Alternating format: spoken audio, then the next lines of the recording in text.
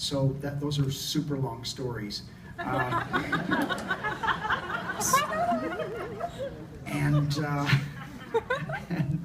And he also hosts the Vancouver Story Slam up at the Cottage Bistro on Main Street, which is, if you've never been to the Cottage Bistro, it's another, like, have you been there before, the Cottage? Cottage is an awesome place. They have shows like Say Wah and Teen Angst, and anyway, this gentleman is also doing the Story Slam up there, and it's the second Tuesday of every month. You can talk to him after, he'll tell you more about it. But what I was thinking is that like the idea of this is like people can get up, it's a competition for people telling stories. So I was thinking that if anybody here is inspired by just witnessing storytelling and thinking you may have a story to get up and tell, this is the perfect place to go and try it out. So second Tuesday of every month at 8 o'clock, $5 cover at the Cottage Bistro. So please put your hands together for Mr. Bryant Ross.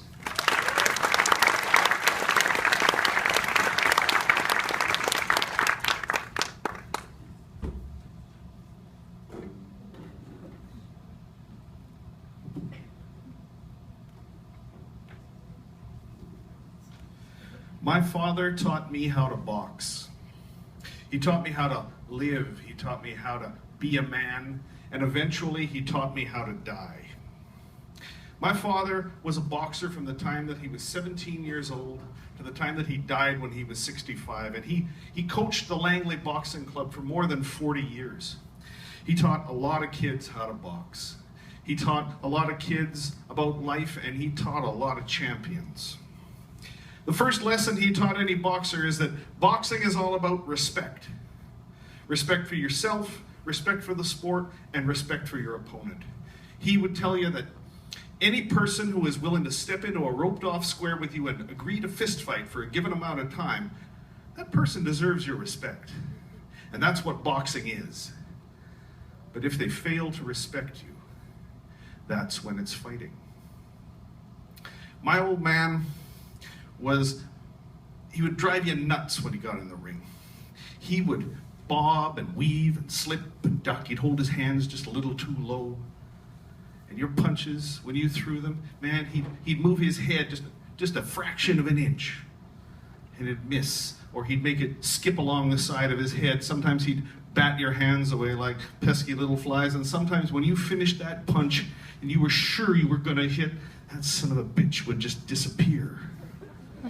And he'd pop up somewhere you never expected him. And after a minute or so of throwing every punch you had at that guy, and missing with everything you had, no matter how good you were, you'd start to get frustrated. And when you get frustrated, you get mad. When you get mad, you get careless. And let me tell you, the last place on earth you ever want to be when you're careless is in the ring with my old man. But the thing about my old man was he never beat anybody up. He wouldn't actually punch you. When you made a mistake, he'd snap his hand out at you, and he'd flick the end of his glove at you, and it would sting you like a wasp. And you know, after a minute or so of throwing everything you could at that guy, and missing, and then he stung over and over and over again like a wasp, nose, ribs, midsection, anywhere he wanted. After a couple of 3 minutes of that, you couldn't fail but to learn a lesson. And if you didn't learn a lesson from that, man, you couldn't be taught. Everybody loved my old man. And we were devastated when we found out that he had cancer. And we were even more devastated when we found out just how little time he had left. Liver cancer works fast and it has no mercy. And in my family, the men do not hug, they do not kiss, they do not profess their love for one another. And so my brother and I were kind of caught short. What do we do? We've only got a short time left with him. And what we did was what we had always done. 3 times a week at the boxing club, we were with our father, spending time with him in the ring, where we had always been the closest. We showed our love for one another by fist fighting. But that's the way it was. One Thursday night, about 8 weeks before he finally died, a young fellow walked into the boxing club. He was about 27 or 28 years old. He was about 100, 185 pounds. He was a light heavyweight. He was a good-sized lad. He had been around boxing for about the last 4 or 5 years. He was an independent fighter. And he showed up that particular night to see if he could spar with anyone. The trouble was, we also knew that he was an arrogant prick. We had dealt with him a number of times, and I personally was looking forward to knocking him on his ass. But once he had gotten warmed up, once I had gotten warmed up, I picked up some gloves to take him over to him, but my old man walked over to me and took the gloves out of my hand. He walked over to that young fella and handed him the gloves and said, "Would you care to go around?" My dad was 65 years old. But no matter who walked into that boxing club, he would still go around with anybody. He handed the gloves to this young fellow and said, "Would you care to go around?" That kid looked at my dad, 40 years older than him, 30 pounds lighter, and said, "Are you kidding me? Are you sure you want to try that, Grandpa?" If I had been my father, I'd have knocked him out right then. But my old man just looked at him and said, handed him the gloves and said, "I'll do my best to survive." And then he turned around and walked up into the ring. My brother and I followed him. And he climbed through those ropes, and we stood in his corner where he had stood in our corner hundreds of times. And we pulled the gloves onto his hand the same way that we had pulled them on since we were small children. That young fella, he climbed up into his corner and he danced around that ring and he put on a hell of a show. He shadow boxed and really, really worked it up. My old man stood there, stared down at the canvas, stared around, didn't really notice anything. I was the timekeeper. I stood in the corner. I looked at the clock on the wall. I watched the second hand move around the face of it till it struck the 12. And then I shouted, "3-minute round, box!" and rang the bell. My father walked out to the center of the ring. He held his left hand out to touch gloves. That's the first mark of respect that any boxer shows. That's the first lesson every boxer learns. You touch gloves before the round. That punk kid came out of his corner and batted my father's hand away. Now, anybody out there who's ever been a boxer knows that that is one of the gravest insults you can give. My old man didn't change expression. He just put his hands a little too low. And he started to bob and weave and slip and duck. He was 40 years older than that kid. He was 30 pounds lighter. He was dying of cancer. 65 years old. He started to move around that ring. And I swear to God, every 5 seconds, he lost 5 years of his age. He started moving and moving.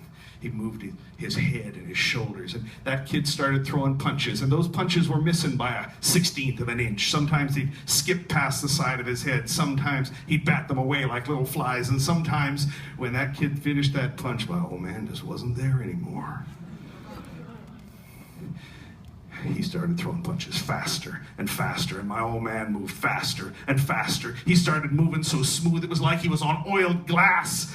Oh my God, I'd never seen anything like it before. Since the whole gym went silent, all the kids gathered around, all the boxers gathered around that ring and watched my father move around that ring. His concentration was like a razor.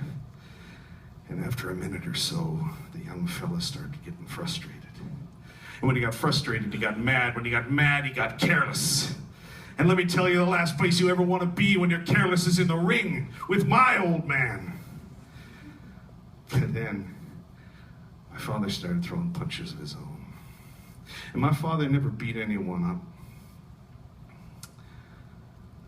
But this time he did something that I had never seen before or since.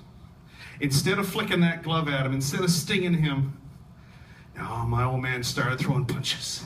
And they were like lightning. They were a blur. You couldn't follow them with your eyes. But what he would do, instead of hitting that kid, is he would throw that punch out, and half an inch away from him, he'd stop. He'd touch him. Nose, ribs, jaw, midsection, wherever he wanted, whenever he wanted, over and over and over again. Those punches went out and stopped and touched him. It was like he was shouting to the world, "I can hit you whenever I want. You're only standing up because I let you, punk." We were silent. We watched in awe. My father moved around that ring, 40 years older than that kid, 30 pounds lighter, dying of cancer. He moved around that ring like a ghost. Like a ghost. And I was the timekeeper. I watched the second hand move around the face of that clock for 3 minutes until it struck the 12, and I shouted, "Time!" and rang the bell. And as quick as that magic had come upon my father, it left. My father sagged down in the middle of that ring. And now he was a 65-year-old man dying of cancer and nothing else. He stood there, sagged out, gray-faced, gasping for breath. Sweat ran off him in rivers. He turned around and walked back to the corner slowly and held his hands out to my brother and I to untie the gloves. And we knew it was for the last time. Before our hands touched the knots on those gloves, that perfect moment was shattered by that punk kid's voice from across the ring shouting, "Is that all you have, old man? One round? Is that all you have?" My father knew my brother and I very well. And so before we could even put our legs through the ropes to walk across that ring and kill that punk, he pushed us back. He looked at us and he said, "I stepped into this ring alone, and I will leave it when I'm ready."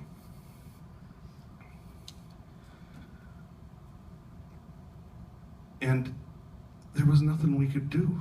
Boxing is all about respect. My father said, "I will not answer that punk, but God damn it, I will answer the bell." My brother and I knew he didn't have another round in him. The magic was gone. He didn't even have a half a round left in him. And the ropes of the ring were between us like a canyon. We couldn't step in and he couldn't step out.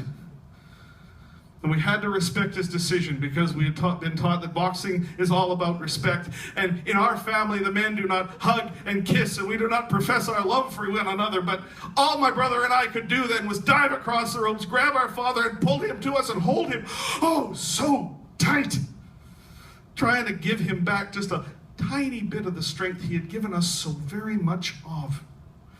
I rested my chin on his shoulder and I looked across at the wall because I was the timekeeper. There is 1 minute between rounds, not 1 second more, not 1 second less. I watched the second hand move around that clock and I could not stop it. I could not slow it down. I had to watch that thing move until it met the 12. And I had to whisper to my father, "Box," and I rang the bell. He turned around and walked out to the center of that ring where he had spent all of his life. He held that left hand out to touch gloves again. He gave that kid a chance to redeem himself, the first mark of respect, the first lesson any boxer learns. That kid stood there in his corner and looked at my old man for 3-4 heartbeats. And then he came out of that corner like a locomotive.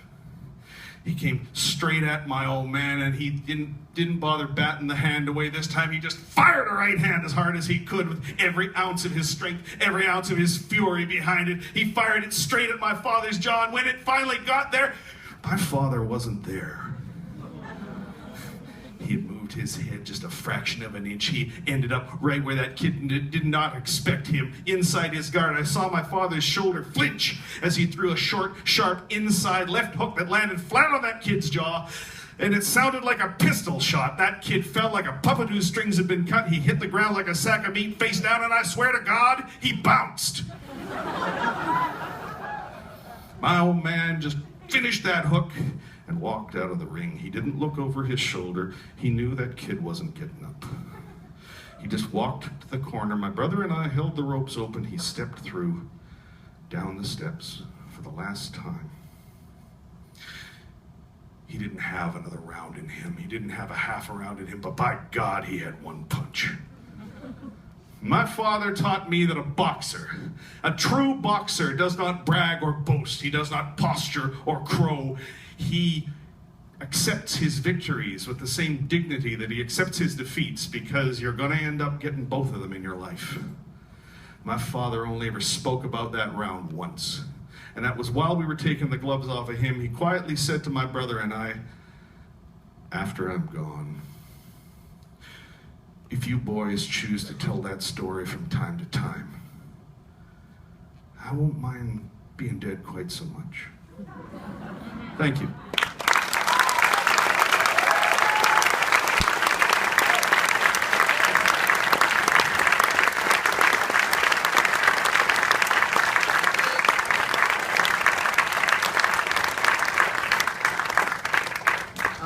To finish out the evening, we have a